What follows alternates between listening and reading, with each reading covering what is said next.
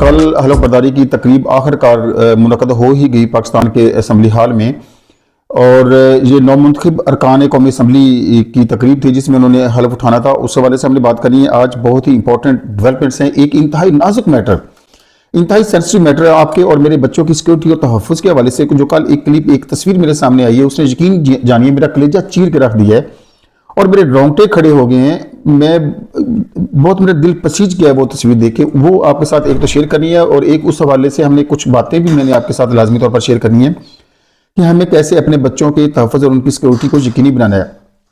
اس کے بعد میں نے امریکی غلامی میں جکڑی ہوئی پاکستانی معیشت اور پاکستانی گورنمنٹ اور پاکستانی حکام بالا اور پاکستانی عوام کی بات کرنی ہے کہ ہم ہیبچل ان کے غلام ہو چکے ہیں۔ اب ہمیں ان کی غلامی لگتی ہی نہیں ہے۔ ایک وقت تھا کہ ہمیں بڑا تجسس ہوتا تھا کہ امریکہ اور ہم مسلمان ہوتے ہوئے ان کے غلام ہوں اور ان کی غلامی کریں۔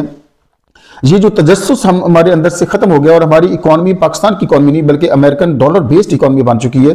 اس پر ہم نے بات کرنی ہے کہ پاکستان ایران پائپ لائن امریکہ نے کس طرح سے کنٹرول کی ہے اور اس پر ان کے موجودہ نئے احکامات کیا آئے ہیں۔ Very important topic we are going to discuss today. اگر ابھی تک آپ نے میرا یہ چینل سبسکرائب نہیں کیا ہے تو ضرور سبسکرائب کریں اور بیل آئیکن بھی پریس کریں تاکہ میری تمام ویڈیوز آپ تک پہنچتی رہیں۔ سب سے پہلے تو بات کرتے ہیں ہم کہ کل پاکستان کی قومی اسمبلی کے 9 منتخب اراکین اسمبلی نے حلف اٹھایا ہے، اور اللہ پاک کے 99 ناموں کے نیچے کھڑے ہو کر انہوں نے یہ سب سے پہلے تو قسم اٹھائی ہے کہ وہ اپنا جو ان کا مینڈیٹ ہے وہ جینون ہے۔ پہلے مرحلے میں تمام ایم این ایز جو کہ خالصتاً عوامی نمائندے ہوتے ہیں، وہ اللہ کے 99 ناموں کے نیچے کھڑے ہو کر سب سے پہلے جو اپنے مینڈیٹ کو وہ سچا ثابت کرتے ہیں، درست اور عوامی تسلیم کرتے ہیں۔ جب وہ حلف کے لیے آتے ہیں تو اس کا مطلب یہی ہوتا ہے کہ وہ اپنے درست اور 100% عوامی مینڈیٹ کے ساتھ آئے ہیں، اور اس پر وہ مطمئن ہیں، ان کا ضمیر مطمئن ہے اور ان کا دل مطمئن ہے، ان کا ایمان ان کی سچائی کا گواہ ہوتا ہے، اور اسی گواہی کی بدولت وہ حلف لیتے ہیں۔ اب حلف میں ہوتا کیا ہے؟ حلف در حقیقت ایک قسم ہے جو ممبران اٹھاتے ہیں۔ تو سب سے پہلے تو وہ قسم اٹھاتا ہے کہ جس کا مطلب یہ ہوتا ہے کہ وہ سچا ہے، اس کا مینڈیٹ بھی خالصتاً عوامی ہے، اور مزید یہ کہ وہ اپنی پوری ایمانداری کے ساتھ اس عوامی مینڈیٹ کا احترام کرے گا۔ عوامی مینڈیٹ کا مطلب جو عوام نے مینڈیٹ اس کو دیا ہے، عوام نے جو اس کو ووٹ دیا ہے، اس کا وہ احترام کرے گا۔ اگر عوام نے اس کو دیکھیے کتنی مزہ خیز بات ہے کہ عوام نے اس کو اگر مینڈیٹ ہی نہیں دیا ہے تو وہ اس کا احترام کیا خاک کرے گا، اور حلف چاہے اس کو قرآن اس کی ہر وقت جیب میں ڈال دیں کوئی فائدہ نہیں ہے۔ وہ کہتا ہے کہ وہ عوامی مینڈیٹ کا احترام بھی کرے گا اور ملک و قوم کے ساتھ مخلص بھی رہے گا، اور نیک نیتی سے اور پوری ایمانداری سے اپنے فرائض سر انجام دے گا۔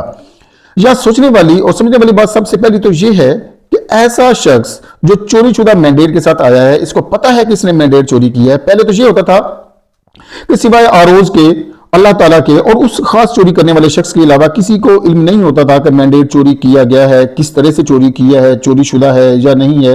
یہ صرف 1 2 3 لوگوں کے درمیان میں یہ بات ہوتی تھی۔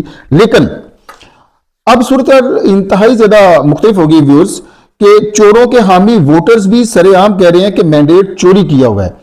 وہ تسلیم کر رہے ہیں کہ مینڈیٹ کسی اور کو ملا ہے، مینڈیٹ عمران خان کو ملا ہے، عمران خان کے نامزد امیدواروں کو ملا ہے، لیکن یہ ان سے چھین کر، ان سے چوری کر کے یہ پارلیمنٹ میں پہنچ گئے۔ تو ایسا شخص جو چوری شدہ مینڈیٹ کے ساتھ اللہ تعالیٰ کو حاضر و ناظر جان کر اپنے سچا ہونے کا دعوے دار ہو، تو اس سے آپ کس بھلے اور اچھائی کی توقع رکھ سکتے ہیں؟ یار حد ہوتی ہے ڈٹائی کی۔ مطلب آپ کو پتا ہے کہ میں چور ہوں، آپ کو پتا ہے کہ مینڈیٹ چوری کا ہے، آپ اور آپ کے ووٹر سپورٹر سب تسلیم کرتے ہیں کہ مینڈیٹ چرایا گیا ہے، پھر بھی آپ اللہ کے ناموں کے نیچے کھڑے ہو کر کمال ڈٹائی کے ساتھ قسم اٹھا رہے ہوتے ہیں۔ آپ ثابت کیا کرنا چاہتے ہیں کہ آپ کے اندر ایمان ہے ہی نہیں؟ جب ایک چیز سب کو پتا ہے، سب کو کلیئر ہے کہ واقعی یہ مینڈیٹ چوری کا اور ہم نے لوگوں نے ووٹ ہمیں نہیں دیا ہے، تو پھر اس کے باوجود آپ قسم اٹھا رہے ہوتے ہیں۔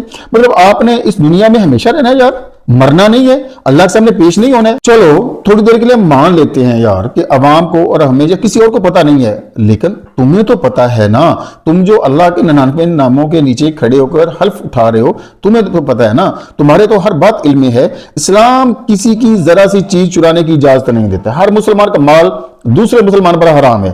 حضور پاک صلی اللہ علیہ وسلم نے فرمایا کہ میری بیٹی فاطمہ خاکم بدہم، خدا نخواستہ یہ بات کہتے ہوئے بھی ڈر لگتا ہے اور زیب نہیں دیتا ہے، لیکن چونکہ یہ روایت ہے اور یہ مستند روایت ہے کہ حضور پاک صلی اللہ علیہ وسلم نے فرمایا کہ اگر میری بیٹی فاطمہ بھی چوری کرتی تو میں اس کے بھی ہاتھ کاٹ دیتا۔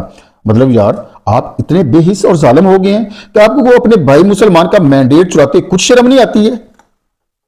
یہاں یہ بات بھی قابل غور ہے کہ مینڈیٹ کسی ایک فرد کا نہیں بلکہ لاکھوں لوگوں کی امانت ہے. کسی ایک کا نہیں چرایا بلکہ لاکھوں لوگوں کے چور ہیں آپ. ذرا حضور اس بات کو ذہن میں رکھیے کہ آپ لاکھوں لوگوں کے چور ہیں. آپ کسی ایک کی چوری پر اگر ہاتھ ڈالتے تو تھوڑا سا چلو نرمی کا ایک عنصر شاید، لیکن اس کی بھی گنجائش اسلام میں نہیں ہے. آپ کسی ایک کی چوری اگر کرتے تو آپ کے ہاتھ کاٹے جا سکتے ہیں. تو لاکھوں چوریوں پر آپ کے وجود کا تو قیمہ کر دیا جانا چاہیے. اس بات پر ویورز شاید مجھے بھی لہن تان سننا پڑے اور حقیقت میں سننا پڑے گی. لوگ اس کو پتہ نہیں کس اینگل سے دیکھیں گے، کیونکہ ہم مفتی زیادہ ہیں. ہمارے اندر ہر بندہ ایک مفتی ہے، اپنا اپنا فتویٰ لیے بیٹھا ہوا ہے، ڈیڑھ ان کی مسجد بنا کے بیٹھا ہے اور ہر بندہ مفتی ہے. لیکن حقیقت یہ ہے کہ آپ کسی ایک کے چور نہیں بلکہ لاکھوں لوگوں کے مشترکہ چور ہیں. صرف آپ کے ہاتھ نہیں کاٹے جانے چاہیے بلکہ آپ کے تمام سہولتکاروں کو بھی برابر کا مجرم قرار دے کر ان کو بھی وہی سزا ملے جو آپ نے قریش کی عورت کو دی تھی. ایک چوری کے ساتھ ایک ہاتھ کاٹنا ہے، دوسری چوری کے ساتھ دوسرا ہاتھ کاٹنا ہے، تو آپ کے کتنے ہاتھ کاٹے جائیں؟ آپ کے وجود کا قیمہ بنایا جائے گا.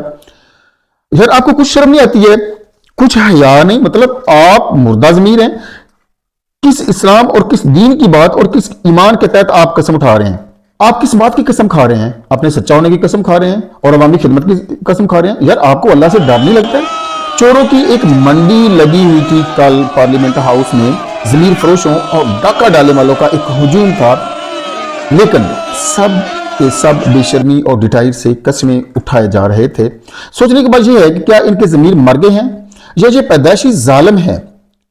فیصلہ تو بہرحال اللہ نے ہی کرنا ہے اور وہ بہترین فیصلہ کرنے والا ہے. کوئی شرم، کوئی حیا، کچھ ذرا سی ندامت، کوئی شرمندگی کچھ بھی نہیں. کوئی ملال تک نہیں تھا ان کے چہروں پر، دل میں کچھ ندامت نہیں تھی. مطلب آپ پیدائشی ڈھیٹ ہیں اور آپ کی تربیت ہی ایسی ہے. جب آپ کہتے ہیں کہ پی ٹی آئی کے کارکنان کی تربیت ایسی ہے کہ وہ ہر درمی سے اور لڑائی جھگڑے سے کام کرتے ہیں، یہ آپ کی ہی تربیت ایسی ہے. یہاں پر میں ایک چیز کوٹ کرتا چلوں ویورز. ایک مشہور کہاوت ہے، بلکہ یہ ہٹلر کے ساتھ اس کو ایسوسیٹ کیا جاتا ہے، if I am not wrong. Psychology کی یہ ایک واقعی سائنس بھی ہے. کہا جاتا ہے کہ جھوٹ کو اتنے تسلسل کے ساتھ بولو کہ تمہیں خود کو بھی وہ سچ لگنے لگ جائے. اور یار چوری شدہ مینڈیٹ کے ساتھ آپ اللہ کے ناموں کے نیچے کھڑے ہو کر حلف اٹھا لیں. کل جب نواز شریف صاحب آئے نا اسمبلی میں تو شیر شیر کے نعرے لگے، لیکن دوسری طرف ان کے منہ پر چور چور کے نعروں کی بھی گونج سنائی دے رہی تھی پورے اسمبلی ہال میں. جب وہ دستخط کر رہے تھے نواز شریف صاحب تو ان کی باڈی لینگویج سے ہی یقین جانیے ندامت محسوس ہو رہی تھی. اتنی شرمندگی ان کے چہرے پر اور اتنی پسمردگی میں نے پہلے کبھی بھی نہیں دیکھی جتنی کل دستخط کرتے ہوئے اسمبلی ہال میں ان کے چہرے پر تھی جب چور چور کے نعرے لگائے جا رہے تھے. اس کے دل کو پتا ہے کہ وہ چور ہے، وہ مجرم ہے. دیکھیے اگر کسی کو آپ چور کہیں اور وہ خاموش رہے، یہ کیسے ہو سکتا ہے؟ چور ہو تو وہ خاموش رہتا ہے، وہ مجبور ہوتا ہے. اس کو پتا تھا اس وقت اسمبلی ہال میں کہ میں چور ہوں، میں چوری کے مینڈیٹ کے ساتھ آیا ہوں اور میری یہاں پر مزید بولنے کی کوئی گنجائش نہیں ہے. تو ویورز اب چلتے ہیں ہمارے آج کے دوسرے ٹاپک کی طرف، کہ جس میں بچوں کے حوالے سے میں نے ایک پکچر آپ کے ساتھ شیئر کر رہا ہوں. اس کو ذرا غور سے دیکھیے. یہ ایک ایسے بچے کی پکچر ہے جو کراچی سے اغوا کیا گیا ہے اور اس کا سارا پیٹ، سینہ بہت اذیت ناک منظر ہے. میں اس کو آپ کو دکھانے کے قابل بھی نہیں ہوں، مجھے نہیں مناسب لگتا ہے کہ میں آپ کو دکھاؤں، لیکن یہ دکھانا میں اس لیے ضروری سمجھ رہا ہوں کہ ہمارے بچے ہیں، ہم اپنے بچوں کے محافظ ہیں، ہم نے اپنے بچوں کا خیال کرنا ہے. میں ان ظالم لوگوں تک بھی یہ پیغام پہنچانا چاہتا ہوں کہ خدا سے ڈریے، اللہ سے ڈریے. معصوم بچوں کی جانوں کے ساتھ آپ کیوں کھیل رہے ہیں اور پھر ان کو اس طرح سے ذبح کر کے ان کے تمام آرگنز کو نکال رہے ہیں؟ تو یہ جو ایک پکچر وائرل ہے جی آپ کے سامنے، اس بچے کو مار کر اس کے جسم سے سارے اعضاء نکال لیے گئے اور پھر اس کو ایک ندی میں ڈال دیا گیا. تو میری دستبستہ التجا ہے والدین کے ساتھ کہ وہ اپنے بچوں کا خیال کریں، ان کی نگرانی کریں، ان کی سیکیورٹی کو یقینی بنائیں. اسکول آتے جاتے ہوئے، باہر کھیلتے ہوئے، گلی محلے میں جہاں کہیں بھی آپ کو نامعلوم لوگ کہیں نظر آئیں، کوئی مشکوک لوگ نظر آئیں، نامعلوم تو ضرور ہوتے ہیں لیکن مشکوک لوگ نظر آئیں، ان کی ایکٹیویٹیز مشکوک ہوں، تو ان پر آپ نظر رکھیے اور فوری طور پر اس کا تدارک کیجیے. 2013 میں شروع ہونے والی پاکستان اور ایران گیس پائپ لائن جو 2013 میں شروع ہوئی اور 2017 میں اس نے مکمل ہونا تھا، لیکن 2017 سے چلتی وہ 2024 تک بھی ابھی مکمل نہیں ہو سکی ہے اور گورنمنٹ آف پاکستان نے ابھی تک اس کو اپروو نہیں کیا ہے۔ اب اس کا جو ایران کے ساتھ ڈیڈ لائن ہے وہ اس مارچ میں ختم ہو رہی ہے۔ امریکہ نے اس کی منظوری دینے اور اس کو چالو رکھنے سے انکار کر دیا اور پاکستان کو تنبیہ کی ہے کہ آپ اس کو مزید آگے جاری نہیں رکھ سکتے ہیں اور خبردار اس کو جاری مت رکھنا۔ پاک ایران گیس پائپ لائن کے حوالے سے جو خبر آپ کے ساتھ میں شیئر کر رہا ہوں یہ بہت ہی اتھینٹک ہے کہ پاک ایران گیس پائپ لائن منصوبہ ایک بار پھر کھٹائی میں پڑ گیا ہے۔ امریکہ نے پاک ایران گیس پائپ لائن منصوبے پر خدشات کا اظہار کر دیا ہے۔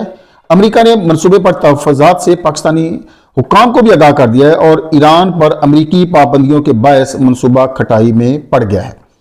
امریکہ نے ایران پر عائد پابندیوں پر فیور دینے سے یا نرمی دکھانے سے انکار کر دیا ہے۔ منصوبہ مکمل کرنے کی پاکستانی ڈیڈ لائن مارچ میں ختم ہو رہی ہے۔ مارچ تک منصوبے کا آغاز نہیں کیا تو پاکستان کو 18 ارب ڈالرز کا جرمانہ ادا کرنا پڑے گا ایران کو، ایرانی گورنمنٹ کو۔ اگر مارچ میں یہ منصوبہ مکمل نہیں کیا جاتا ہے تو پھر 18 ارب ڈالرز کا جرمانہ ادا کرنا پڑے گا۔ پاکستان نے ایران کو امریکی پابندیوں کی مجبوری سے آگاہ کر دیا ہے۔ پاکستان نے ایران سے منصوبے کی ڈیڈ لائن بڑھانے کی درخواست بھی کی ہے لیکن پاکستان اس منصوبے پر مزید کام جاری فی الحال نہیں رکھ سکتا ہے کیونکہ امریکہ نے انتہائی سختی سے منع کر دیا۔ پاکستان منصوبہ شروع کرنا چاہتا ہے تاہم امریکی پابندیاں مسئلہ بنی ہیں اس منصوبے کی کنٹینیوٹی میں۔ ایران معاہدے کے مطابق اپنے حصے کی تقریباً 700 میل لمبی پائپ لائن تیار کر چکا ہے اور مکمل کر چکا ہے جبکہ پاکستان میں 500 کلومیٹر لمبی پائپ لائن تیار ہو کر بلوچستان سندھ تک جانی تھی۔ نگران حکومت نے کچھ روز قبل پائپ لائن منصوبہ مکمل کرنے کی منظوری دی تھی۔ منظوری کے بعد امریکہ نے سرکاری طور پر پاکستان سے تحفظات کا اظہار کیا۔ امریکی تحفظات کے بعد پاکستان نے منصوبے پر اس وقت عمل درآمد روک دیا ہے اور ایران سے مزید ٹائم مانگا ہے کہ ہمیں کچھ عرصہ اور دے دیجئے کہ ہم امریکہ کے ساتھ نیگوشیٹ کر کے اس پائپ لائن منصوبے کو بعد میں مکمل کریں گے، لیکن امریکہ جب تک پاکستان کو اس چیز کی اجازت نہیں دے گا یہ پائپ لائن کبھی بھی کمپلیٹ ہونے والی نہیں ہے۔ اور اگر یہ پائپ لائن کمپلیٹ نہیں ہوتی ہے تو 18 ارب ڈالر کے جرمانے کی جو تلوار ہے وہ ہمارے سر پر لٹک رہی ہے وہ ہمیں ہر حال میں ادا کرنا ہی پڑے گا۔ یہ ایک اور بھی انڈیکیشن ہے کہ ہماری معیشت ہمارے کنٹرول میں نہیں ہے، ہم امریکہ کے غلام ہیں۔ یہ وہی جو آئی ایم ایف کے اور ورلڈ بینک کے اور امریکی امداد کی شکل میں ڈالر ہمارے پاس آتے ہیں نا، یہ انہی کا نتیجہ ہے کہ ہم اب ان کے پابند ہیں۔ ہم اپنی مرضی سے ایران کے ساتھ کیے گئے معاہدے کو بھی مکمل نہیں کر سکتے ہیں۔ ایک بہت بڑا لاس ہے، ایک بہت بڑا نقصان ہے۔ اس کے مکمل ہونے کے بعد پاکستان میں انرجی کا فلو جو بڑھے گا، الیکٹرسٹی جنریٹ ہونے کے چانسز زیادہ ہیں اور سستی الیکٹرسٹی جنریٹ ہو سکتی ہے اور یہ گیس پاکستان میں جب آئے گی تو پاکستانی صارفین کو سستی گیس بھی ملے گی کیونکہ اس وقت پاکستان کو شدید گیس کی قلت کا سامنا ہے اور نئے ذخائر بھی دریافت نہیں کیے جا رہے ہیں۔ تو جب تک ہم امریکی غلامی سے باہر نہیں نکل آتے ہیں اس قسم کا کوئی بھی منصوبہ مکمل ہوتا ہوا مجھے نظر نہیں آتا ہے۔ اب تک کے لیے اتنا ہی، اپنا خیال رکھیے، اگلی ویڈیو تک اجازت دیجیے، اللہ حافظ۔